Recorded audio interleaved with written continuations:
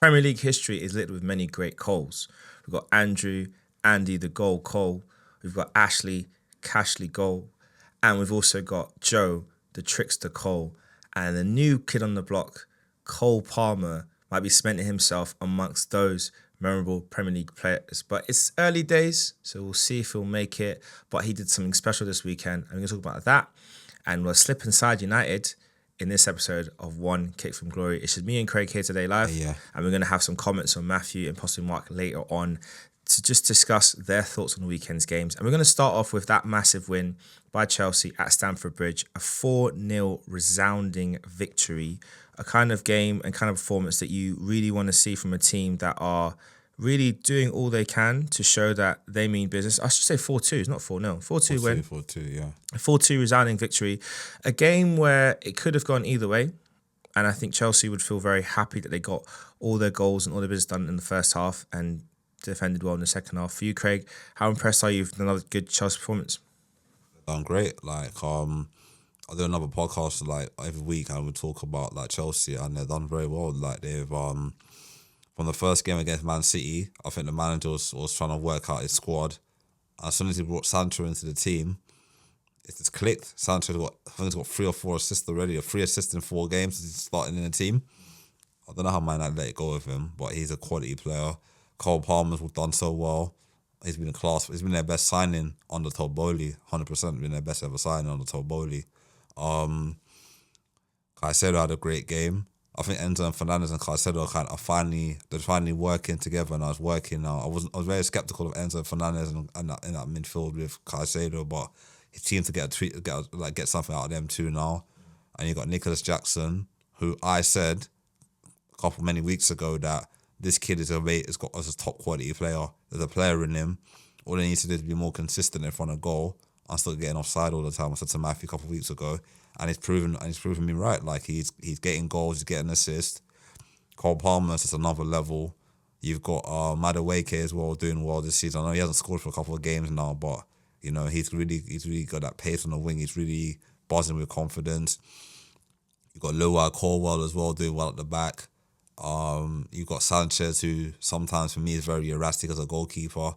He'll make a good save, then he'll make a mistake. Then he makes a good save, then he makes a mistake. But if you can cut out some of the mistakes in his game, he's a good shot stopper. And we definitely saw that in this match with the mistake he made in the back and the pass out from the back, which gave Brighton their second goal, which could have, anything could have happened from that point on. But luckily for Chelsea, it was just that it wasn't anything more seismic. But I guess, like you're saying, that there was a positive signs of Chelsea. See, there was method in our madness when we were buying all these guys and filtering around the team and, having different squads for different competitions. Because look at the goal return we've had so far.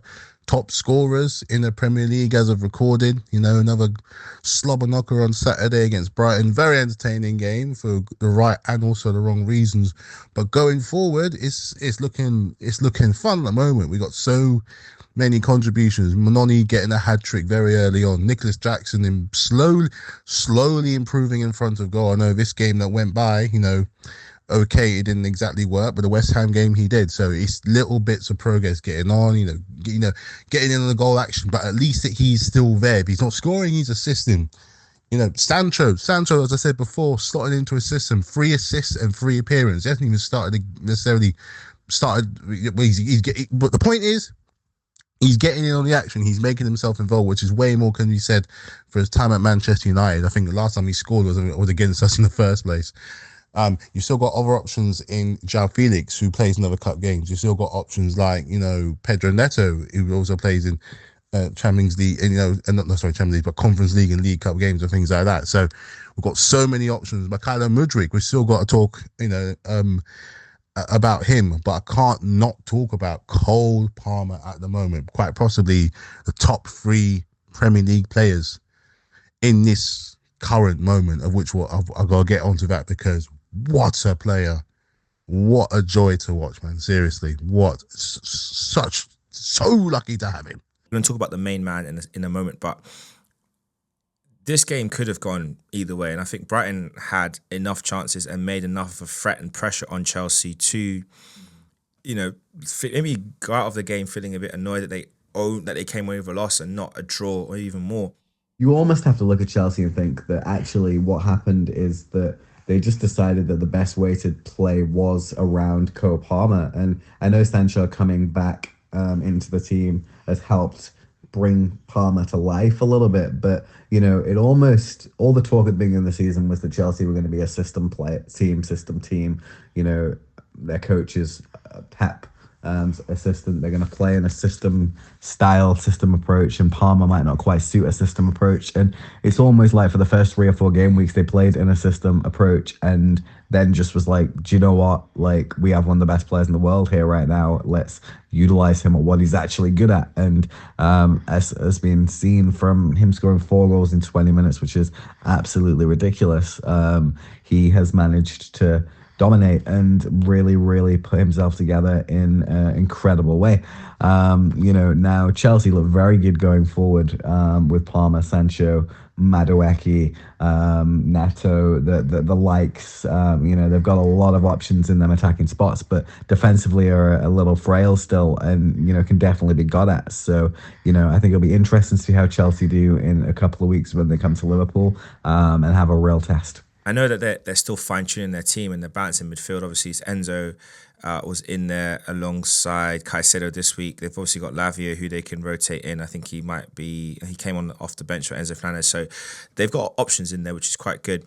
Do you feel like they need to still kind of refine that balance? Because like I said, they looked very vulnerable on the break. Brighton made chances. I mean, the goals Brighton scored shows you that something's still not quite right there. And obviously, the goalkeeping position is one which I think they need to address, and they maybe made a mistake letting Jorgensen go out on loan. Petrovic got out on loan, sorry.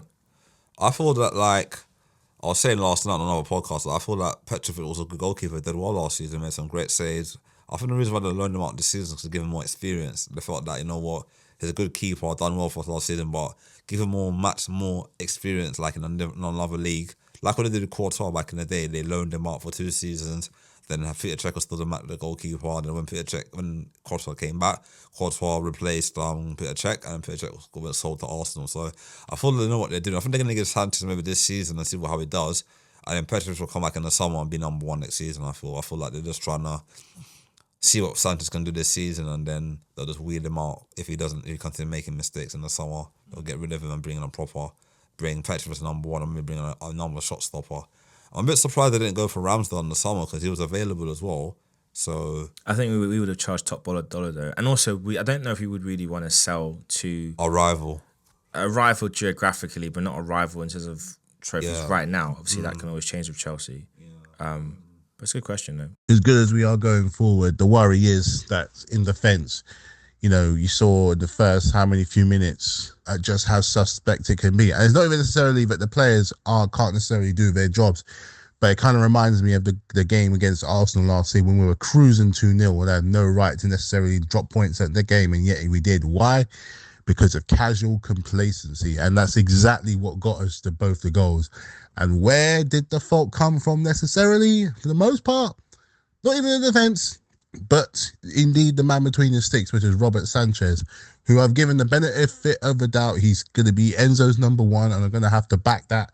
He had a good game against Bournemouth, a good game against West Ham last week. But this game here and this is a worry for when we play teams who've got a little bit more in attack, which we'll be coming on to very soon, next few months. That complacency just really worries me. Far too casual play, far too casual, giving them chances that arguably they probably wouldn't have created themselves, but yet they took them. But I feel like I feel like Chelsea I think the manager's got Enzo Maresca has done well. He's finally after the first game he kind of noticed what he needed to change. He's got the best out of all the players. He's got Madueke getting goals and assists. He's got all the players doing well. So I feel like he's really fine-tuning the team each week and he's getting better and better. The only thing I worry about is the defence. The defence is leaking too many goals. Not enough clean sheets. When it comes to I'm not sure they found the right partner for Colwell and Fofana. They're the right partners. And I feel like Reece James is a big miss as well. Because what he brings defensively is very solid. But I was saying last night, I think Reece James on his last legs now. I think that if he can't get fit soon, he might end up have to retire. I don't know about retire, but he's been injured. He's had a lot of injuries now, Clive, and I feel that like it'll get to a stage when the club will get fed up and say, "You know what, we're going to cut our losses on him and get rid of him." It happened to Jack Wilshere. Arsenal fans. yeah, I mean, look, he's 24. He's 25 this December. So I agree that it's very concerning, but I don't think a situation where the club are gonna. He's one retirement. I feel like he's still way too young for that to be a conversation. Because it depends what's causing it. Recurrent muscle injuries and stuff.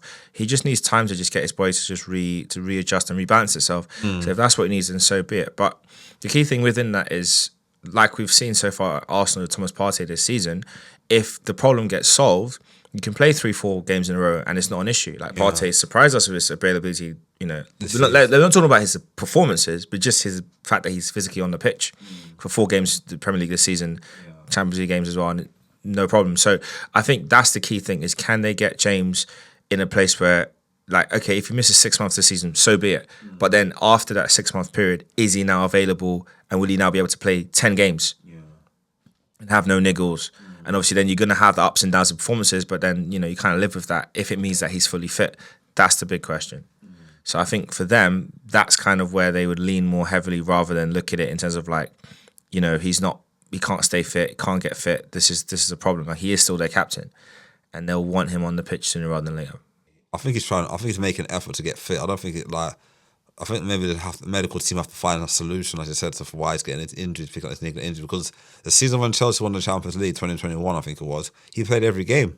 He didn't miss any game that season. I think he played almost every game that season on the Tuchel. And that following season after Tuchel left, he got injured every day. He was getting injured. I'm convinced it's a muscle mass issue. I'm just convinced he needs to he's got too much bulk, and his body is not adjusted to it. And that's how I felt. In as much as with Wilshere, it was the impact is what kind of affected him with the injuries. I think what affected him more when he came back from the second set of injuries. I think the issue is he did a lot of work in the gym to get stronger, but then the game he plays, he needed to stay fleet-footed, and I think he was just carrying a bit more muscle than he needed. And I think that's what meant that when he would play his game his usual way, carry the ball and then go for his little flick 1-2 passes, it's like he doesn't have the agility to just flick it and get out of the way of an impact. Because I remember the injury he got against Paddy McNair at the Emirates against Man United, and it was, again, dribbling to the edge of the box, and he just tries one of those little flicks around the corner and then just can't spring out of the way. I mean, it's a terrible tackle from McNair, but he just couldn't spring out of the way fast enough to avoid the contact. And I do attribute that to just carrying a bit more bulk. And I almost wish, with Wilshere at the time, could he have adjusted his game sooner? Because, when he went off to West Ham, when he was playing in England, he played as a deep line passing playmaker for the national team. Looks very good there, almost in like a Pirlo type role. And I almost wish, could he have gotten to that type of role at Arsenal before Wenger left? He could have. That key season, could that have become his position? Then the new contract conversation would have been very different. I feel he could have. I felt like he was very, he wanted to run a lot. He could have just, simplified his game a little bit, just sit deep and do what Pirlo done, just keep the ball ticking. But I think because he wanted to always score goals, he's like a goal scorer in number 10. He wanted to score goals, get assists. He wanted to drive the team forward like how Vieira used to do with Arsenal in midfield when he got the ball and just drive, like what Diallo used to do as well. I feel like if he has refined his game a bit, he could have still be at Arsenal maybe now. Yeah, but and then also I think, again, just going back to James, I think that's going to be the question now, is in his recovery, when he's back playing again, how is he going to play? Because he can't play the way he used to play. Definitely. Even though he'll want to, he can't. He's going to have to make adjustments. Is he going to be able to kind of be comfortable with that, or is he going to be upset? That's a big question for them. Big question for Chelsea. Okay, and while we're talking about the defense, maybe losing someone as experienced as Thiago Silva is always going to be a really hard thing to replace, and even worse still, someone who I think is going to be a great defender in the future, wherever he is. I really want him to be with us. I'm so surprised that we let him go that easily, which was Trevor Chalobah, who started putting some really good performances in the back. We took him out of the game and then we got thumped 5-0 by Arsenal. And, we got in Tosin Adebayo is going to be a good addition, but still, I can't help but think that letting go of someone like Chalobah, when granted it's still the start of the season, but it's when your impressions are starting to be made, I can't help but think that's something that could potentially come back and bite him. But look, it's something that is still, fairly early on in the season. We've still got things we can improve on and do better at. So maybe our defense will tighten up, over time. I just hope this whole Trevor Chalobah thing doesn't bite him in the butt towards the end of the season. Well, obviously, we want to talk about the man of the hour, Mr. Cole Palmer, Cole the goal, as he might now start being called. 4 goals. The pick of the bunch was definitely the free kick on the 41st minute. Absolute peach of a goal. A player that I think is definitely going to be in the conversation again for player and young player of the season. How do you kind of sum up his significance to Chelsea now? You might as well thank Lampard. When Lampard first came to Chelsea, when he first came in, everyone at West Ham was ridiculing him, written him off, say he's an average player, not going to do well. He went to Chelsea. Claudio Ranieri has to be given credit for what he did for Lampard. I think Lampard always give Mourinho credit, but Claudio Ranieri gave him a chance at Chelsea, and Mourinho made him a superstar. Put it that way, like that. Ranieri saw something in him, moved him from West Ham to Chelsea for 11 million. Nowadays, that'd be 100 million in today's value because of the inflated prices in players and all that. Went to Chelsea, and he's a legend. Broke Bobby Tablin's record, and the guy was a goal-scoring machine. And with Cole Palmer playing that number 10 role, he can do the same thing what Lampard did at Chelsea. He scored so many goals for Chelsea already. I think he's got 27 goals in 2 seasons, I think it is. I was reading up yesterday. I think he's got 27 goals in 2 seasons. And it's only like 6 games or 5-6 games already in the season. He'll definitely break the record this season for marked goals in the league for Chelsea if he can continue on that trajectory. So he's now got 31 goals and 19 assists in 53 games for Chelsea. Wow. So it's very close. Wow. Well, it was that before the hat-trick. Yeah, before the hat trick. For the 4, yeah. Yeah, 27 goals. Yeah, so before the 4, so yeah. But I feel that, like, one thing I like about Cole Palmer, he's such a humble boy. Like, he's from Manchester, left Manchester. He's not humble. Well, when I mean, compared to other footballers, All right. I'll give him that. He's very, like, he knows he's a good player. He just gets on with the job. I would say he has incredible self-belief. I wouldn't use the word humble, but that's not a bad thing. I don't think you need to necessarily be humble when you're good at something. I think having that belief and having it exude from you is a good thing. So I think he's very self-assured. That's the word I'd use. Self-assured, I wouldn't say he's humble, because the problem with humility is sometimes it comes across as like you're humble and there's like a meekness to you. Yeah. Whereas I see him as very self-assured. He knows how good he is. Think about last season when he had the tussle with Madikele and Jackson for the penalty. Yeah. And he wasn't backing down. No, a humble definitely. player would have been like, all right then, here you go, mate. Yeah, he's already stood his ground. But He's not arrogant. No, That's he's what not I say. arrogant. So he's not arrogant. He's very yeah. self-assured. So Yeah, you could probably put humble somewhere in there, but I think self-assured is probably a better way of putting it. Self-assured. I feel like he's done well for Chelsea. He proven for England that he was England's best player at the Euros. Maybe after Saka, or maybe if you want to debate that. But he came off the bench in the final, scored a crucial goal, and I'm thinking to myself, he should have started. If he started, maybe the game would have been a different game. You never know. In hindsight, you never know what would have happened. But I feel that he's improving every season, getting better and better. Man City must be kicking themselves selling him now. And if they want to buy him back again, they're gonna have to pay an awful lot. Any club that wants to buy him now, Chelsea can ask for top dollar for him. I find it strange when they did let him go, because it really did feel like the pathway in at Chelsea was Mahrez was leaving. Palmer started a lot in that preseason, played a lot of games, had quite a few goals, and I thought, okay, they've now made that space for him. And obviously they sold him on to Chelsea out of nowhere, which shocked everyone. But we're going to talk about Man City and decisions like that in a little bit when we come to their game against Newcastle. But yeah, I think it was just a bit surprising. But like you said, it just goes to show just how sometimes you need to move to the right environment as a player. Yeah. And with him, it was not an issue of coaching. It was just being able to play. Yeah. Having a platform in, let's just be perfectly frank, last season, an awful Chelsea team. Worst only by an awful Man United team. I'm going to get onto them in a little bit. But like, he somehow managed to shine bright. Yeah. And look at him now. He's just carried on like last season was just training ground. And now he's back in the groove again and he's just carrying on. So Definitely. That's important. Environment's important. Club's important. Fit's important. Whatever Enzo Maresca is doing at the moment, it's just so much enjoyable to watch us actually go. And when we actually go up front, it looks like we're going to score a lot more often. Where a bit of last season, it was sometimes a bit of a slog and a bit of a, a watch through the hands moment where we're going to make a chance, and sometimes we'd absolutely fluff it, because it's good to see that players are actually much more decisive when they're going forward and putting the ball in the back of the net. Case in point, someone like Cole Palmer, who can do penalties, he can do tap-ins, he can make chances. We're just now are we seeing that he can score amazing free kicks. That free kick right into the top corner, beating the Brighton keeper, was just like something I didn't even know that he had in his locker.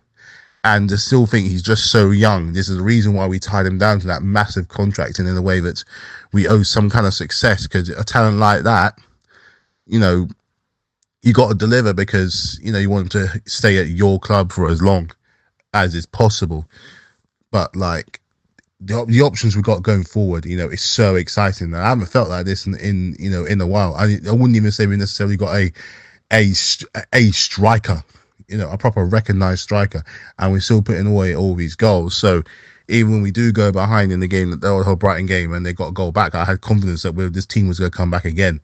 I didn't necessarily think that it would all come from one player, and so far, like I said before, he's got more goals than the whole combined Manchester United team, and he's probably going to go on and have another great scoring season again. So like, it's good to have, man. So good to have. We'll see how things go for them. We'll see how things go for Brighton, because obviously they've had a good start. So unfortunate result for them, but that's football. Sometimes it gets like that. But we are going to move on to the big game from Sunday night rather. Manchester United at Old Trafford, slip and slide United at Old Trafford against Tottenham Hotspur, and to lose 3-0 at home in a game that I said I thought was going to be a fight back game for them. I thought this is a game where they're going to build momentum, get the 3 points, get the result, and move on. Would you call it a draw? Would you call it? I thought I called it a draw. Draw. Yeah. It's not like I can't say I didn't see this result coming. I'm disappointed in Man United. The Man United game was one in which you have to really look at Ten Hag and question whether or not he's got a future at United, because they were pretty spineless across the board. Even before Bruno Fernandes's red card, they were just dreadful. And Tottenham dominated and had the best chances. And, it's not like they were playing, Real Madrid. They were playing Tottenham. And there was a lot of domination for, first 30 minutes. So I do think that there's some big question marks around Man United. I don't think it was a red card, but they were comfortably beaten in almost every way, shape, and form. And with that, I ultimately look at the situation and think Ten Hag's time is really coming to an end. That's the only way I can put it. I'm disappointed in them. Like I am laughing at you guys. Don't get me wrong. I am laughing at Man United's pain. I'm laughing at their downfall. I'm laughing at the absolute mediocrity that's going on over there. But at the very same time, this institution should not be where they are in any way, shape, or form. Man United have got problems, man. Absolute problems. That performance was just pathetic. Against Spurs, a Super Sunday game deserves way more caliber, way more respect for the reputation that it upholds. But the game we had last week with Man City and Arsenal, the 2 Premier League protagonists, it just shows the quality that has dipped on the red side of Manchester. For all we can say about the charges against Man City, you expect your nearest rivals, with how much they spend and how they've the players ever quitted over the last 2 seasons. Let's not forget they've got 2 trophies in 2 years. So that should show some kind of progress.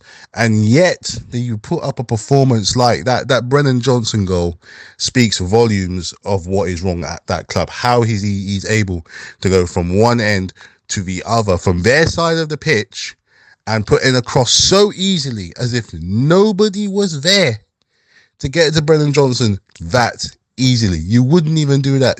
A Sunday league, you wouldn't see that on the playground. You wouldn't see that. So there's some big problems at this club now. And as far as defeats go, you saw it on the fans' faces after the game, where they were not happy at all. Yeah. My question for you then, Craig, is let's pick apart the match to start off with. The big thing I want to ask is the first goal. Talk me through your thoughts on it. Great run from Van der Ven. But talk me through your thoughts on that goal. None of the midfielders engaged. He ran from his own half, and no one didn't put a challenge in. He put a challenge in, pick up a yellow card, do a silly tackle, get a yellow card. But He made him. He ran to the box, squared it across. There was sleeping in defense. I'll be honest, that's the kind of goal you'll score on FIFA. 100%. I've seen you do that kind of goal before. Yeah, I've done that before. Yeah, but, Not against me. Yeah, but end of the day, like, you have to defend better. Yeah. Kobe Mainu, Casemiro, they ran past all three of them. Like, they weren't even there. Bruno Fernandes, Ugarte, all of them were there. Like, and they made him run around like that. Like, and it's embarrassing because, you know, if Roy Keane was on that pitch, I said, there's no way Roy Keane would make that guy run that far. Roy Keane would have done a foul on him. Nicky Butler would have done a foul on him. David Beckham would have taken a foul. Gary Neville would have broken him or something, like we did against Reyes. There's no way he would have let him run that far. And I feel that, like, I honestly feel the Man United players don't care. Wow. I'll be honest with you, they don't care. They're too pretty. They don't want to roll their sleeves up. Not all the players. I love Kobe Mainu, but I feel he's in the wrong team in the wrong environment. I feel if he's playing for Arsenal or playing for another team in the Premier League, Liverpool, Chelsea, he will shine even more. Tottenham. I feel like he's at Man United. They're struggling and he's making him look like a bad player. He's not a bad player. He's a good player. Same with Rashford. Rashford is a good player playing in a bad team. Rashford yesterday created so many chances. I watched the game match of the day this morning. The guy was creating so many chances for Xerxes, putting so many chances for Garnacho, and they kept on missing. And Man United fans, every time Man United are losing, the Gary Nevilles, the Jamie Carragher's, the fans, the United fans all get on Rashford is crap. If you watch the game yesterday, analyse the game. Rashford is making good passes to the players up front. They're not scoring their chances. Every time Rashford wants to run at players and take on shots, they complain, oh, Rashford's too greedy. When Rashford creates chances for the players, they say that he's not doing anything. You Man United pundits and fans and all you fans need to watch what Rashford is doing and stop criticising the kid. You're forcing him out of Man United and he will leave Man United eventually. Same with Welbeck. All these players in the past that you got rid of, Welbeck, Greenwood, all of them, you guys said that they were whatever. Yeah. But you know what I mean? Like, you guys are saying that Rashford is not doing anything. If Rashford went to Arsenal or any other team right now, he will shine. If there's an Arsenal team right now on that left wing, he will bag goals every game. Honestly, he'll get bag goals and assists because the way how we play, the pattern of play, how we play, he will definitely get goals and assists and everything. So I honestly feel Man United has been in the mud for a long time since Sir Alex Ferguson left with the worst team that won the league. But we can't keep going back to but you're right. Yeah. But we can't keep going back to Ferguson left. Like, he's been gone for a while now. It's over a couple of decades now he's gone now. And Man United are not they're getting worse and worse every season. Like, how many managers Man United need? They had Ten Hag. They had Mourinho. They had Solskjaer. They had Ragnick. They had Van Gaal. Are you telling me all these managers are bad? Don't forget Moisey. David Moyes. Well, that was a mistake. Yeah, sorry, David Moyes, but that was a bad mistake. But you know, like, how much longer can Man United fans say that they're happy with the team playing and they're happy with Man United has spent over 700 and something million on players. Ten Hag has since he's been at United, and he won 2 trophies, League Cup and FA Cup. Man United don't like winning trophies like that. They want to win Premier Leagues, Champions Leagues. Those are the trophies that Man United are used to winning. Like, they're not used to winning these Mickey Mouse Cups that they used to diss Arsenal for winning the FA Cup every season. Well, now your karma's come back on you. Now you're winning their Mickey Mouse Cups now. So, you know, sometimes you have to be humble. And a lot of Man United fans are not humble. That's why they're suffering now. They're not humble fans. Especially the London Man United fans. They're very arrogant, thinking, yeah, we're the best team in the league and we won so many trophies. Well, you know, your time came and went. The best team in Manchester is Man City. And their time is going to end soon, very soon. Salford United. Yeah, there you go. So, you know what I mean? Like, with Man United, they've bought so many players. They've got Delit, international player. They got Mazraoui, international player. They got Martinez, who won the World Cup and the Copa America, international player. They got Onana, international player. Good goalkeeper when it's at Inter. Since he come to United, I don't know what's happened to him. He's gone backwards. They've got Dalot, good utility man, solid defender on his day. They've got Casemiro, multiple Champions League winner, 5-time Champions League winner. They've got Ugarte, one of Uruguay's best midfielders. They've got Kobe Mainu, great potential. Rashford, great player on his day when things are going well for him, but they don't give him credit for. They've got Garnacho, who everyone's hyping, scored a good goal last season. Sometimes he just goes missing in games. When it really matters, he goes missing. Bruno Fernandes, When it gets tough for him, he goes missing. When the big games come and things are not going his way, starts throwing his arms around, moaning at players, and not really helping the team. Only time you see him do well when he's on the ball. Doesn't really help a lot when it comes to off the ball. That's fair. When it comes to defending, he doesn't want to defend. He wants to just be on the ball all the time. You've got, I think the one that I love the most at United is the Diallo.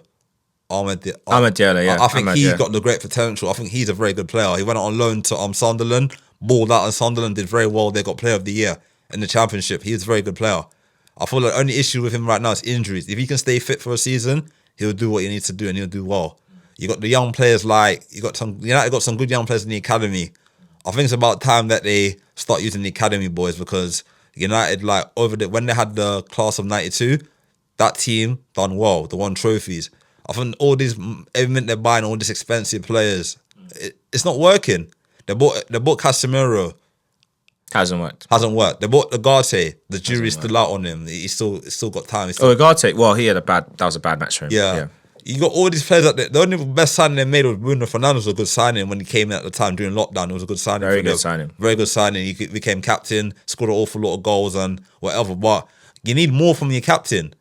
You think if Roy Keane was on that pitch yesterday, do you think he would take that nonsense from any of them players? He'd be grabbing players with the scruff of the neck and telling them fix up. Everything that could have gone wrong in that game could have gone wrong, from the performance to, the controversial red card from Bruno Fernandes, which, as funny as it is to see, as a football fan, it's still not a case of it being that fair. Even James Maddison himself said that, it wasn't, the reaction says it wasn't a red card. That's probably going to be something overturned in the next game. But I just saw a great point I saw on Sky Sports. They're saying how Man United seems to be like the graveyard of great players, which is a vast contrast from how they used to be, how they used to build up great players. But look at the players they've acquired. Look at the players they've acquired over the years. Likes of Casemiro and Varane, who are both, Champions League serial winners from Real Madrid. They're returning Paul Pogba for all those years, had so much promise but didn't deliver. They bought back Ronaldo, who was their best player for a season and a bit, only to then usher him out onto bigger and greater things. Mason Mount, a goal for all the promise that he had. He left for the money, and it's just sad to see how his career's petered out with injury. I actually feel really sorry for the guy, how they treated De Gea, and how Onana is coming in with big shoes to fill. And he's doing his best at the moment, but as you can see with that defense, it's just not working. They've got the Beyblade, we keep calling him, in Anthony. So much young talent coming through. Even younger talent can't come through. Hodgson is always injured. They've got the new guy coming through. He's now injured. It's like no one. It's like, I just don't know. There's lots of problems at this club, and they just come out there. It's almost like how QPR were back in 2015, where all these players just came just to fester, and that's exactly what a lot of these players are doing right now.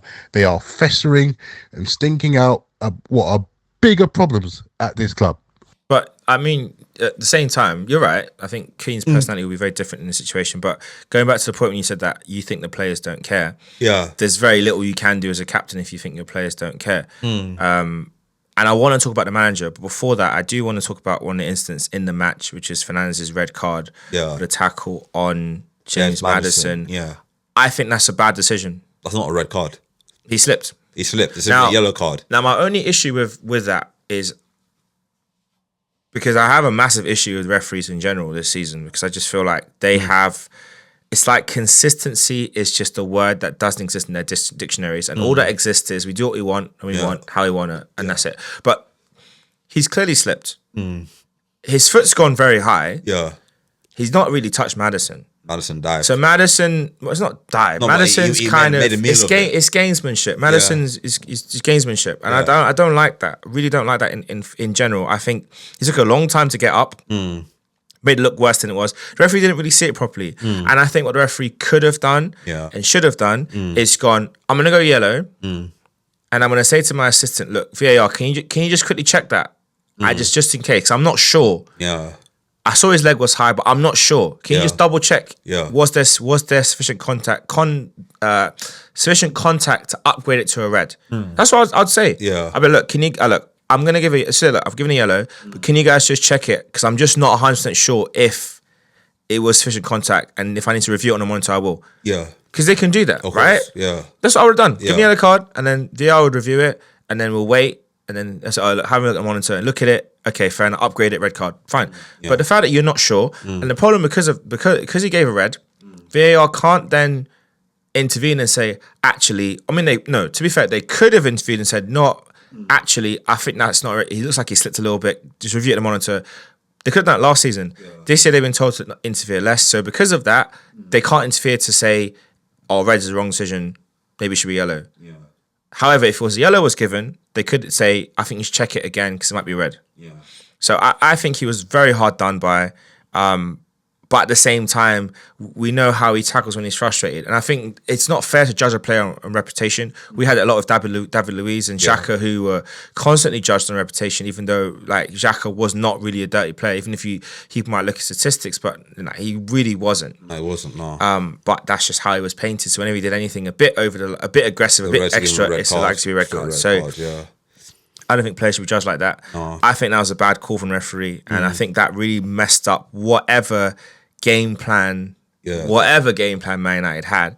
And I do want to get onto that now, and I want to talk about their manager, because I feel like this was a game where you're looking at Man United's current, which should be their past, and Man United's potential future. Because you're looking at how Ange has his own problems at Tottenham, because again, that high line thing that he does is crazy, but in games like this, it works. And Van der Ven, when you got a player that's that quick, who can run from his own box to the other opposition's box and make a chance, you feel comfortable doing that high line thing. It just won't last for a whole season, but so be it. And you know what, as well, you got to give some credit to Spurs. They actually turned up and took the opportunities really, really, really well. Van der Ven going down that line to find Brennan Johnson. He still had to put the work in. He still had to put the run in. But, just how quick, and not necessarily how quick, but how easy it was for him to get from one end to the other. That defence of Man United was non-existent to find Brennan Johnson really, really well. With this finish for the second goal. And another key thing is what I said is Dominic Solanke getting in on the goals again. He may not be scoring a lot, but he's scoring when it's important, which is going to build up his confidence. With Spurs going into the Europa, it's going to mean a lot. And, it's saving the blushes of Postecoglou, who came out with a controversial statement before the North London derby. He's doing the work. They're doing the work right now, credit where credit is due. You have to give it to them, linking up with James Maddison as well. Clearly, they seem to be having a little bit of a click going on. They're just going to make sure that they win their next few games. But Erik Ten Hag, we've talked about him before this season. We've talked about him in the past. I don't know what he is trying to do at Manchester United. I don't see it. I don't understand it. I don't know what their football is. I don't get how a manager that managed an Ajax team that played some incredible football, an Ajax team that were one game away from reaching the Champions League final to get knocked out by Spurs, to then be serving up this dross at Old Trafford. I don't understand. And I know we can talk about this game. If they took their chances, it'll be a different outcome. But for me, it's about process, and something's wrong in the process. Normally for a manager that's won 2 trophies in 2 years, I must say that they're doing something right. Going from the Carabao Cup to the FA Cup. So naturally he's going up in progression. But the league form is like it's so bad. It's like he can't necessarily live off of that anymore. Let's be honest, he hasn't exactly lit up the Premier League since he's been here. And he's only relying on cup progress, cup success since he's been there, which considering how much investment he has had and the expectations being for them to be further up, challenging, not necessarily winning the title, but at least to be challenging, it just ain't there. The players that have come in and that have come out, I mean, look at what's happening with Jadon Sancho. Sometimes it's a case of maybe it's not the player. Since he's come to Chelsea, 3 appearances, 3 assists, all coming in big goals. He's getting in on the moments. He got the penalty for one of Cole Palmer's many goals, which we'll get into soon. If I were Man United, or especially if I were Ten Hag, I would be like, I've got to watch my back because I can't keep living off of that cup glory.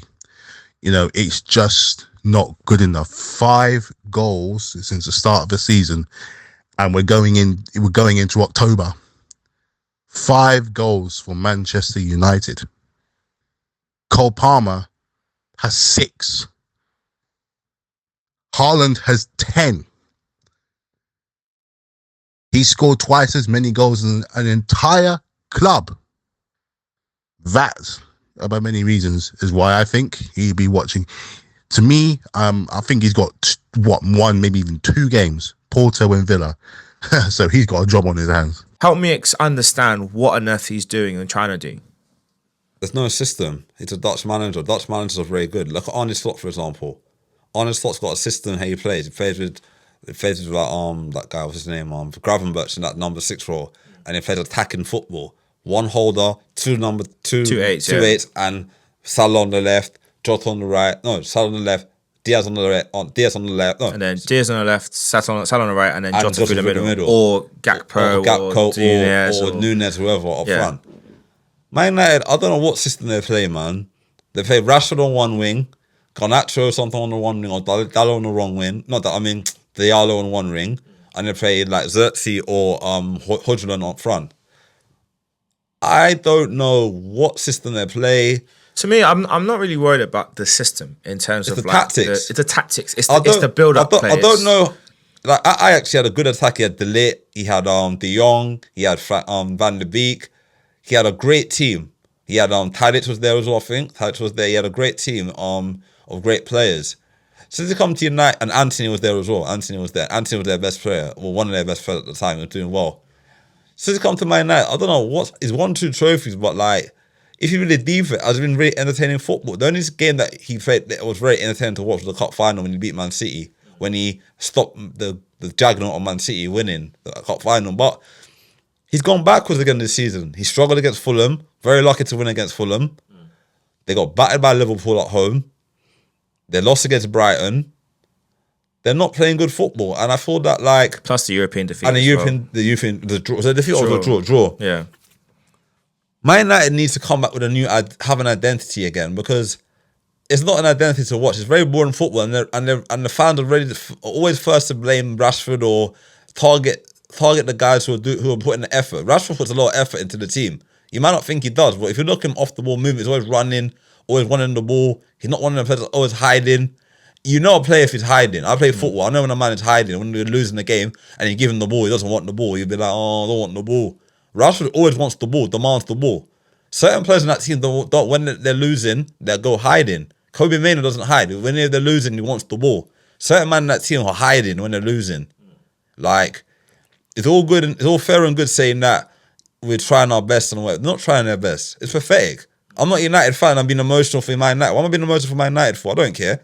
But watching them is frustrating to watch because you got all the star players. It's like having a jigsaw puzzle. You put it together and it's done, but there's still pieces like falling off because you're still trying to tweak it here and there. Like if you don't know your best team and you've been there for almost 3 years now, or going to be 4 years this year, then what are you doing? You got Van Nistelrooy as your coach. Let him coach the team, the striker. He was a good finisher for United, one of their best ever finishers. Like, and you're telling me you have a man like Van Nistelrooy and you guys are struggling to score goals. You're telling me you had Steve McLaren last season, who's a Jamaican manager now. Good luck to him at Jamaica. And you're telling me he was a trouble-winning manager with assistant manager with Sir Alex Ferguson. And you're telling me he doesn't know how to get the team playing good football. All these guys that were there who helped him, and he's still struggling. But then on that note, I think I was listening to the Gary Neville podcast. Yeah. It's the first time. No, not first time. It's a few times. But I was quite intrigued by a comment he made because he was kind of talking off the back of Christian Eriksen's interview in midweek. And he felt like the bigger question to ask is, because we know we're always talking about the tactics of Ten Hag and what they're trying to do, what's the plan. Yeah. But then Gary Neville was saying, well, could the bigger issue be that the players not that they don't understand what he wants them to do, but they just can't do it. And if they can't do what he wants, then where'd you go from next? I remember with Unai Emery at Arsenal when he first took over, and I remember we all got frustrated, and like I'm glad it's working out for him at Aston Villa, but he was a terrible Arsenal manager. It's just a fact. So I remember watching the first game of the season, and we were trying to build out from the back. Yeah. But I weren't really looking right, and Czech almost scored an own goal, and we lost that game anyway. But it took a while for him to add the rest, because we were like, okay, where's our style of play? First, we didn't playing out from the back. That wasn't quite working. Then was the attacking patterns, but it was disjointed. Like it never arrived all at once. Like everything was unfair. Then our attacking football was just cut back for FC. Right? We have the famous game against Leicester. We scored that brilliant counter-attacking goal. And the Fulham game. And the Fulham game, But what I think's interesting when you look at those games in particular, you look at the what the players are doing. It's not really Emery football. No. It's more Arsene Wenger style football. Ish. Yeah. So I feel like that was like the dying embers of the Wenger muscle memory of playing out. Not saying that Emery didn't set the team up to do stuff, but looking at what they were doing, I'm like, this is just Wenger ball all over. I look at this Man United team, and I just don't see anything of Ten Hag in it. From what I know of him as a manager, I don't see it. And the bigger question you got to ask is like for the club, for the fans, for the players. At what point does someone say, boss, look, we need to figure this out because this ain't working for anyone. It's not working for you. It's not working for us. We need to figure it out. Yeah. And I don't know when it's going to come, but they got to figure it out fast because football is a fast moving business. And if if you're still trying to figure it out, like you said, end of the month, he could be gone. I don't know if he will be. I think he'll still be in a job, hopefully come November.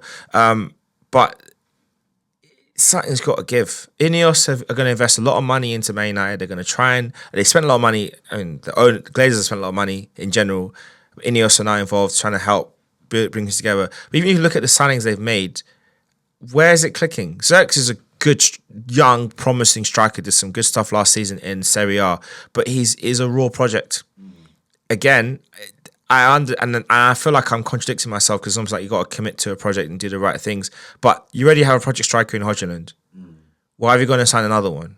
You should have bought Ivan Toney. If not Tony, who's the next striker that's in that age bracket? 25, 26, 27, oldest 28. Who else can you pick from world football? They could have gone for Latino Martinez from Inter. Well, you could try, and whether he'd move or not, I don't know. You could have got him maybe because Inter haven't got a lot of money in it. They've got a lot of debt, so they could have slapped a big offer on the table for him. Most likely he would have gone. But you never know because like money talks in football. So there's a lot of strikers that they could have gone for Vlahovic from Juventus. He could be available. Could be. I mean, obviously the striking market is a bit weird. I mean, even one that I thought, looking at it now in reflection, they could have probably made an effort for Victor Osimhen. With the like, if I had caught wind of the mess up going on with Chelsea and Napoli, I would have been on the phone straight away. How much does he want? How much do we need? Okay, we ain't gonna give him that much wages. Okay, we can agree to that. And give him we'll bonuses. take him. We'll do a loan with option to buy. Yeah. Extra option in January if everything works out. I would have pushed for him because then you bring him in. I'm like, okay, Man, like the serious. now we're looking at something, and then you could say, okay, then they'll have Cirques, you'd have Hodgland, you'd have Osimhen. You might feel like it's too many options. Fine. Hodgland at that time was injured. Xerxes is new and he can play as number 10. Yeah. So then you can be like, okay, right, let's go back to the old Man United way of doing things. Let's just get the strikers in. Let's just get goals in. Yeah. They've had squads before with Sheringham, Solskjaer, Cole, And York. 4 strikers. Yeah. And there was no problem getting them more minutes. So you can't tell me they couldn't work it out. They could have. But the problem is that United has been in a mess for a long time. I don't know if it's going to get any better. They could have every manager in the world, every top manager could be at United. The club structure from top to bottom is a mess. From the stadium, from the training ground. Even for Cristiano Ronaldo, I said last week, Cristiano Ronaldo said that like when he came back, the canteen was the same when he left it, and he left in 2009. That's mad. And he came back in 2000 whenever he came back. So it goes to show that things are not changing. They're trying to change everything now, but if things are not changed from the past, how is it going to get better? You need a better future. Like every club is evolving now. Even I rank Brighton ahead of Man United right now in development of players, getting the right players and selling them for big profits, and still doing a good job in the Premier League. Man United have gone backwards, very backwards, and if they continue this way, they could fall down the table even further. They could. And if that happens, then the owners are going to have to make a tough decision. And right now they're sitting in 12th on 7 points. Also, Brentford have 7 and 11th. Below them is Bournemouth on 5 points and West Ham in 14th on 5. Yeah. Obviously, bottom is Wolves, Southampton, Crystal Palace make up the bottom 3. Yeah. And the top 4 is Liverpool, top City, Arsenal, and Chelsea. So if Man United don't fix up sooner or later, they could be in some serious problems. And I feel that like, what's it gonna take for Man United to be good again? Like, they have all the managers. I honestly feel don't throw any money anymore. Money's not worked. They're throwing an awful lot of money. They need to just start getting some good youth players, young players in, and develop them and make them come into the first team. Like, they got Euro, they brought in the someone, he's injured, but he'll be fit soon. They need to start doing the youth thing what they did back in the day, like bringing youth players in, like, and try and do the youth academy, because they've got a good academy, Man United. The academy's very good, like, but all this money wasted on players is not helping, because fans demand a lot, especially Man United fans, but they're not producing. I also think they need to become harder to score against. I mean, you're considering 3 goals at home in 2 big matches this season so far. Liverpool and now Tottenham. I dread to feel what Man City will do to them at Old Trafford. Or even Arsenal. Yeah, I dread to see what Chelsea could do with this team. Even thinking of an Aston Villa. I dread to think what could happen. Even Newcastle. Even a Fulham. Like, Fulham. If we're being honest, like it's really, it is not, this is your home. And you're letting people come in your home and done up the dance. Like, happy for Brennan Johnson. Solanke off the mark for Tottenham. Good for him. Needs that goal. But you look at it and think, this is Old Trafford.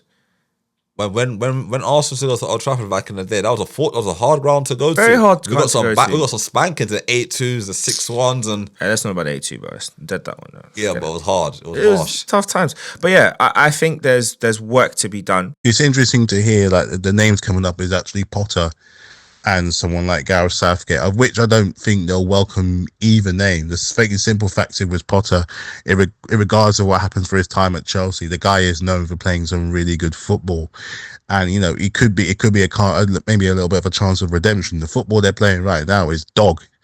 It for the most part it sucks. It didn't work at Chelsea. Well, most because I don't necessarily think it was necessarily his fault. They didn't prepare for him. They prepared for Tuchel. So by the time he got there, he was dealing mostly with Tuchel players. Whereas what he wanted was younger players. Man United have just gone for a transfer window of getting in younger players. They've moved on some of their old wood. Casemiro, Varane, Phil Jones is gone. Granted, he's still got a few older players, but he's still got some younger players of which he can work with. And it's still some experienced guys to kind of mold into that kind of system, which is what he wanted at Chelsea, but didn't get. So, you know what? Maybe the risk is kind of worth it. They're not going to get some big-time elite manager and pay you all this money. You're going to have to take your chance on someone younger and a little bit unproven. We've done it. And so far, you have to say that, it's kind of working. It's working. So, if I'm a Man United fan, I'll be taking Potter over Southgate any time of the week. A lot of work. Just a quick word on Tottenham. What do you think this result will do for them? They are sitting in 8th on 10 points. Above them is Newcastle in 7th with 11. Fulham in 6th with 11 too. So Fulham are looking up that top, looking in a good place. But how do you think Tottenham will take this result going It's forward? a massive result because last season they didn't beat none of the big top 6 teams. So I feel it's a massive result for them. I feel like now they can hopefully, or not hoping to build anything, but No, we don't want Hodgson to build it. but I feel like they can take this result and they can kind of see what they can do further on the season, because like they need to start winning trophies as well, but it's not going to happen because they're another club that's wasting money on players, and they have a good result this week and the next week they'll lose to an easy team. So they're a very inconsistent team. They have no ambition, but that's their problem. There's enough of them. Let's talk about an ambition-filled team. That's Arsenal. Yeah. We made it difficult for ourselves, didn't we? Yeah. Came out the traps really well. Strong 2-0 lead. And then we allowed Leicester to show us why they won the Premier League when they did in 2016. Very, very bad, complacent defending for a period of time. But as is the case, we love a late goal. We love a late win, and we love having a hero player. Martinelli off the mark. How impressive you've been with his start to the season, especially his last few games. I think he's really kind of gone up a gear in his last 3 or 4. I haven't even listened to our podcast. Honestly, I haven't even listened to our podcast. I feel like I like Martinelli. I love that kid a lot. Like, I got a lot of time from him and Saka. I got a lot of time for. Like, I feel like they're the future of Arsenal. I feel like the issue with Martinelli, I think whatever issue is going through, I think he's sorted it out now and he's more happier. He's got his swagger back. The kid can play ball, innit? It's Brazilian. Brazilian can play ball, innit? So I honestly feel that like he had a bit of whatever issues he had, he sorted it out and he played well on Saturday. You can see he's running with the ball now. He's not. He's taking. Obviously, he's still erratic with his shooting sometimes, but he got a good goal, swivel and turned and scored. But do you also think it's having a partner on the left that is running into spaces that create space for him? Because we think about last season, the season before, the thing that helped him a lot was the fact that Xhaka was making those outside runs, was making those third man runs, creating space. Last year, with Rice in the 8, Zinchenko at left back at times, he didn't have that same space. Same partnership. Whereas now with Calafiori, Calafiori's you're a baller. starting to see the space open up again. I feel like Calafiori was telling him, go attack, don't worry about defending. I can defend, I can handle these guys. So Martinelli's got more license because Martinelli does a lot of tracking back. He does. More than Saka. I think he does more tracking back than Saka. No, I think it's equal. He sprints more. So he looks like he does more defending. I think Martinelli does more running back because more of the time he's always defending and attacking. So I feel like... Yeah, he sprints more. Yeah. Well, they both get back. I don't know. I thought Saka does more like... Because Ben White is there, innit? Ben White looks after Saka, innit? If you look at our shape, they both get back. It's just, like I said, Martinelli sprints a lot more. So he looks like he's... But Saka's back. Also, teams are more likely to attack our left than our right. Yeah, so I feel like Martinelli played well. He's getting his form back. And I feel like if he continues this way, he'll definitely get back into the Brazil squad for the next international break. He got dropped in the last international break and Brazil lost. So hopefully he's back again and he'll do his thing again. So... I'm happy for Martinelli. I hope he just long live to continue his form. He got an assist last week against Man City. Got an assist on Saturday. Scored a goal. So I'm really proud for him. Oh, he is back in the squad. Him and Matt Magalhaes have been called up. Oh, that's good. 2 of the 3 Gabriels. That's good. I feel like he's done well, and I'm proud of him. I feel like he continue get more goals this season, and hopefully break the 15 goal mark this season because he did it 2 seasons ago. So he can definitely do it again. It was a great comeback win, but we were very, complacent. We're 2-0 up at half time. And I always say this in football, when I'm coaching now, I always say to players, when you're winning 2-0 and you're going to half time, game management. I always say it in coaching, game management. Know how to be clever. You don't have to go gun-ho, run up and down and try and score the 3rd and 4th goal. Be patient, let them attack you for the first 10, 15 minutes, defend, solid in the back 4, banks of 4, and the 2, and if you play the wingers, 1 striker, 3 wingers, just be compact and defend for the first 10, 15 minutes in the second half, and then when they're tired of running at you, then you hit them and you sucker punch them and get the rest of the goal and kill the game off. That's how you're supposed to play football, not like run, and then you tire yourself out and then they go up the other end and score a goal and you make a mistake, and then so you have to be more. It's all about being smart in the game, like pick up silly fouls here and pick up fouls, but be more smart, be more streetwise when you're playing matches. Because Arsenal could have won that more than 4-2 if we'd been more smarter with our gameplay. And maybe Arteta as well should have made tactical changes at half time. He could have taken out a Partey, he could have rested someone, a couple of players. Brought in Ranieri and sooner. Brought Ranieri more sooner. Ranieri came on, he bossed the game. That shot he took almost went in. It was a good, and the goalkeeper.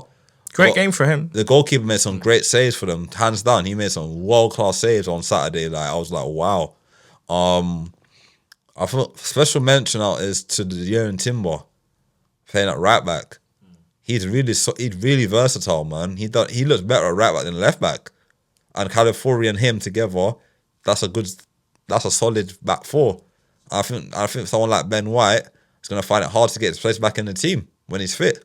I honestly think he's going to find it hard to get his place back in the team. But I like the fact that we have this problem now. Yeah. That we can finally look at our back 4 and you're really trying to argue who should start. And I guess when Tomiyasu is back in training today, I don't know if he'll be involved against PSG in Champions League on Tuesday, but he's back in training. That's great to see. Yeah. But I like the fact that now we genuinely have people to choose from across the back. Midfield now, Marino's back in training now as well, yeah. In the front line, you're starting to see like a squad building up. I still, that killer striker. I want a killer striker. Still think that could be January business we might look into doing. But across the rest of it, it's looking a lot better. Kai Havertz scored again. 60 million down the drain, scored again.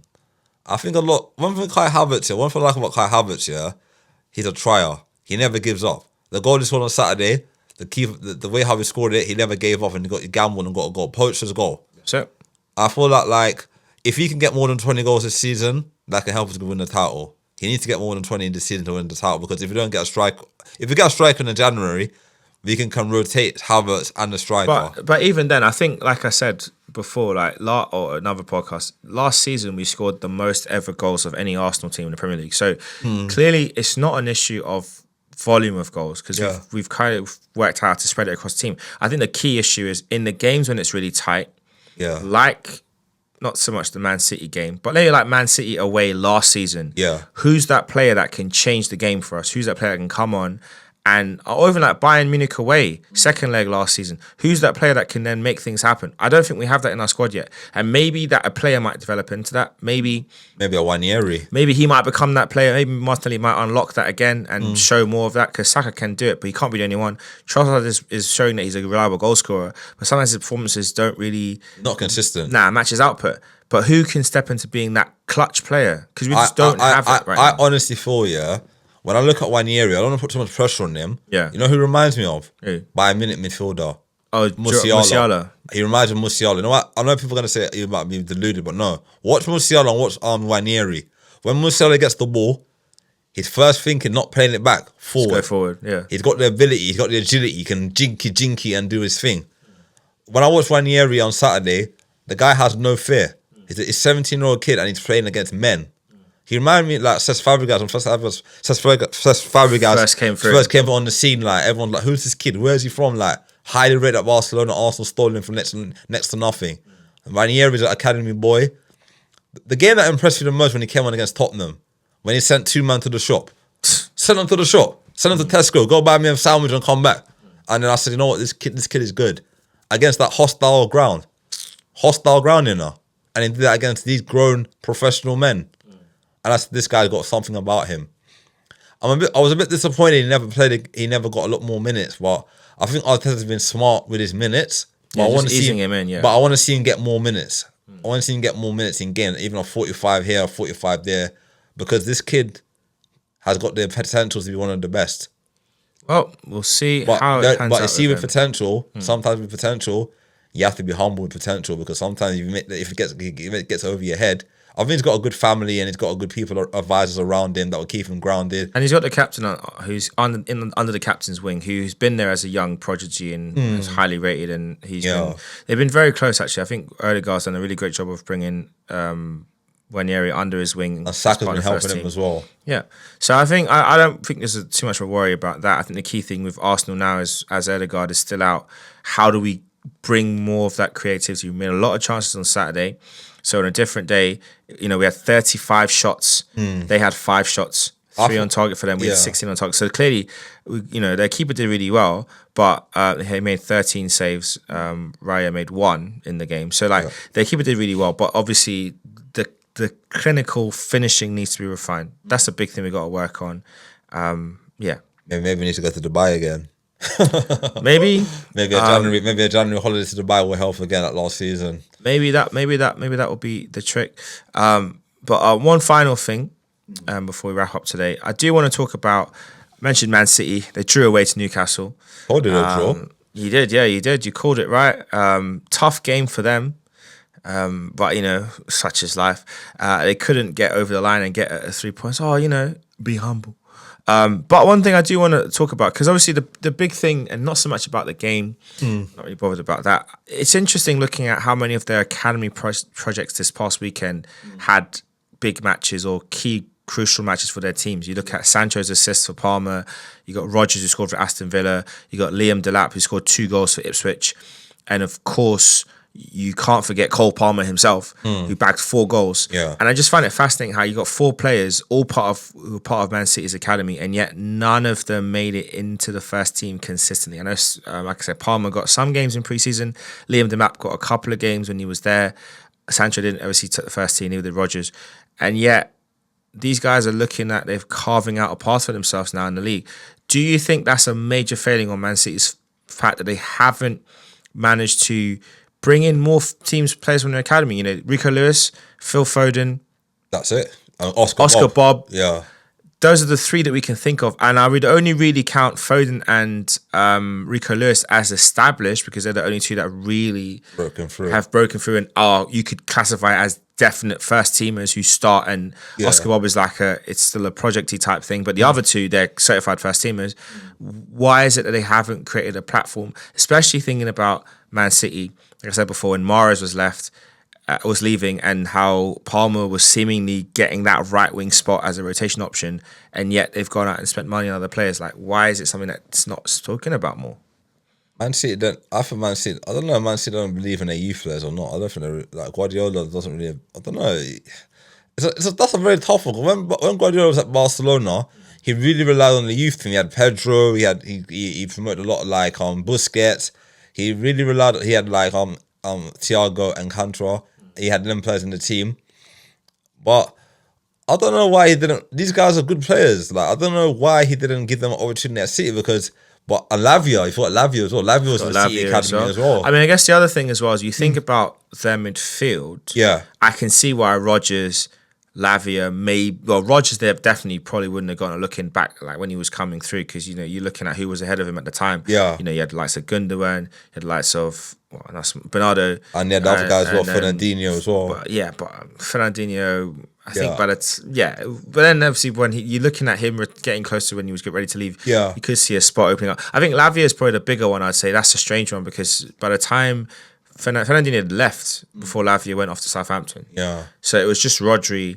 They went out and bought Calvin Phillips, and they'd loaned out Lavia to Southampton. You could have felt like having seen how the move with Phillips wasn't working out. Could they not have given Lavia another chance? Yeah, they could. They sold him to Chelsea. And the other one as well, like even when they bought Nunes, it hasn't worked out for them at all. Matthew Nunes from that's been a bad signing. And they bought Kovacic has been a good signing for them. Kovacic was smart. Yeah, that was a good smart. But they needed him a bit of like a crunch and tackler, and he's a cruncher. So. And he's an experienced player. He's a player that I think brought a lot of the continuity qualities that Gundogan had. Maybe not as much as the goal-scoring threat, but definitely a player that can get the ball, keep the ball, move it around. That's what he got them. But I honestly feel that they didn't really give them a chance. Like they're good. Sancho's a good player. Like Sancho's a very good player. Like I always rated Sancho, even when it was at Dortmund the first spot. Even last season at Dortmund, he got into the Champions League final, did bits against PSG. I honestly feel that Sancho has got the form that he had when he was at Dortmund the first spell. He's got his swagger back again. He's playing with confidence. He's back in London again with family. And I thought that he just wanted someone to put an arm around him and give him that confidence. Say, you know what, you're a good player. I honestly thought the Euro, him missing a penalty in the Euro final, has mentally affected him a lot. I know he doesn't talk about it, but I think he affected him the most. Out of him, Rashford and Saka had the Arsenal team and everyone supported him and he got back to form. Sancho, it affected him for 2-3 years. It's affected him.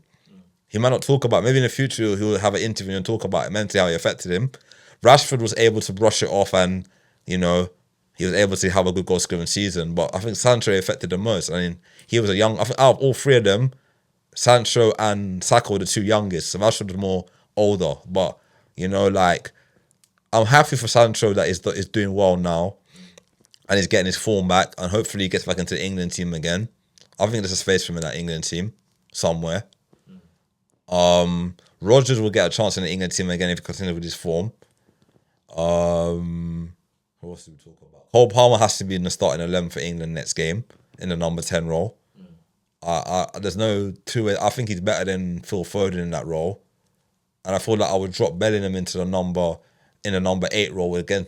With a two, I'll play Bellingham and Rice. Bellingham can do the deep running, and I'll play Cole Palmer as a number 10. Saka on the right, Gordon or Sancho on the left. Okay. And I'll play up top Harry Kane or Watkins. That's my team. I'll definitely start for the next game. But I feel that, I honestly feel that England have got these players have got great potential to play for their countries again. And I feel that it's up to them how much they want it. And I feel that Sancho wants it again. He's hungry, he's happy again. He's playing football again. Cole Palmer has proven he wants it. That's why he left Man City. He left his home comfort to go to Chelsea in London, a big city like London, and he wants to win. So he's come to Chelsea and he wants to show and prove Man City. He's already proven Man City wrong for selling him. So he wants to get to the next level. And he's doing it right now. All these players want to get to the next level and they got the potential to do it. And I honestly thought if they continue this way, they'll be fine. They'll be fine. I back all of them. They might not play for my team, but I back them because I like seeing good potential players coming through and doing well for themselves. You know what I mean? No matter race, colour, whatever, they're doing well. I'm a fan of them. Doesn't matter. I'm a lover of football. Not just because I'm an Arsenal fan. I love football. I love seeing good young players coming through, doing their thing. So if these guys are doing their thing, I'm there to cheer them on. Because at the end of the day, I'm an England fan as well. So England do well. We're all happy when England do well. That's right. So, and we'll see. We'll see how it plans out for these guys. Obviously, it's a long season ahead. We'll see if they can get some good results and good performances and keep it going. And we'll see if they'll force their way into the next England squad. We'll call it a night there. I think we're just going to see what happens with Man United. We're going to see what happens with Ten Hag. Obviously, the title race is heating up. Liverpool are top of the table. 6 games into the season, Liverpool top of the league. It's a very, very interesting time. Arsenal look quite good. Man City look quite good. Obviously, Man City being without Rodri is a big swing in the title race, but it's very hard after 6 games to say who has been the strongest team or who is the strongest team going into the the next 6, for example. But I think Liverpool have looked good.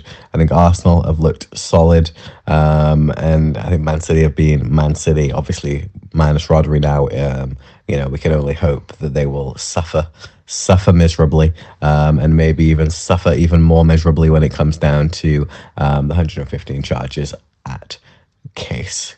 So, yes, we can only hope that them 115 charges will be put into action and Man City will be relegated to the conference. So, yeah, I think we all are in agreement on that one, for guys. Very good win for them at the weekend. I think it was kind of back to business for Liverpool at the weekend. They had played the worst team in the league and managed to get across the line with a 2-1 win. In all honesty, they made the game much harder for themselves than they could. They couldn't really get everything together and cause the same attacking threats that they'd done in the first few game weeks. But there was there's moments where you thought, we're going to creep back into this Nottingham Forest situation here, and Liverpool throw it away. And when they gave Wolves the goal, which I say Liverpool gave Wolves the goal because Wolves did not look like scoring ever at any real stage in that game until Liverpool basically put them in a position where they gave them a goal, and they had to have 5, 6, 7, 8 messes up to be able to give them the goal. So, yeah, I think, really, when you look at that situation and you consider what Liverpool have done, very well to get across the line and get out with the win. Again, I think it was a soft penalty that Liverpool got, but, they'll take it, and scored a minute later and took the lead back. I think if Liverpool hadn't have scored when they did, it could have been a more tricky state of affairs for them to try to get that winning goal if Wolves had been able to sit in. But because it happened so quickly on the counter-attack and Liverpool back in the lead, Wolves didn't even really have any time to regroup or to take that into consideration. So yeah, very, very good. Liverpool top of league, 5 games, 6 games in, 5 wins, 5 wins, 1 draw, 1 loss. And yeah, you have to say it's been a very good start to the season, albeit not so difficult fixtures. So yeah. So what Liverpool are doing right now is actually very interesting, because it's very much what they were doing for the most part of last season, apart from when the results just didn't really go their way after they announced that Jurgen Klopp would be leaving the club. And they're just quietly getting on about that business. That 2-0, that 1-0 loss, against Nottingham Forest a few weeks ago clearly hasn't knocked their confidence, because they've come back fighting with another, well, first of all, they had that really good result against AC Milan coming from a goal down. And they'll come again. All right, Wolves did give them a bit of a game. They equalised everything. Obviously, it was a mistake, but then they have come back fighting and just quietly going on with what they're doing. It's almost as if, somewhere along the line, we're so focused on Man City and Arsenal and what they're doing and the high-profile players they have. Granted that Man City did indeed drop points this week.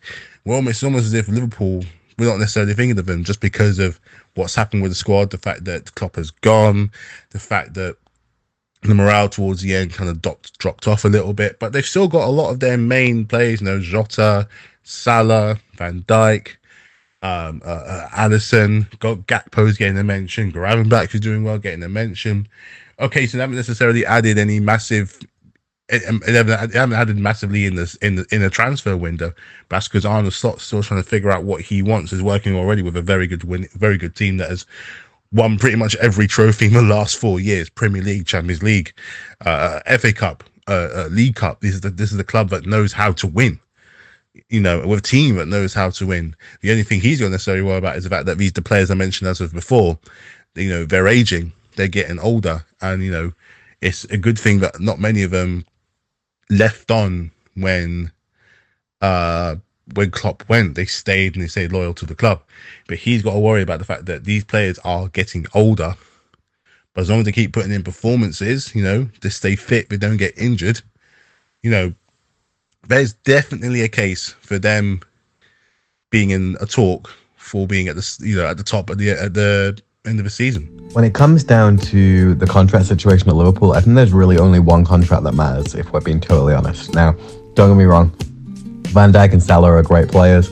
They've been brilliant for Liverpool, but they are probably both past their best. And if Liverpool aren't able to renew both of them contracts, it wouldn't be the end of the world. Like, look, in an ideal world, Liverpool will renew all three contracts, but the reality is the most important contract Liverpool need to have renewed by the end of this season is Trent Alexander-Arnold. There is no doubt he's the best fullback in the world. He's one of the best players in the world, and Liverpool cannot afford to lose a local lad on a free transfer. It would be nearly as big a catastrophe as Liverpool losing Suarez, probably bigger than Liverpool losing Torres, than Liverpool losing Alonso. It would be one of the biggest catastrophes Liverpool could have to lose Trent Alexander-Arnold. So it's incredibly, incredibly important that doesn't happen and that Liverpool secure the contract of Trent Alexander-Arnold.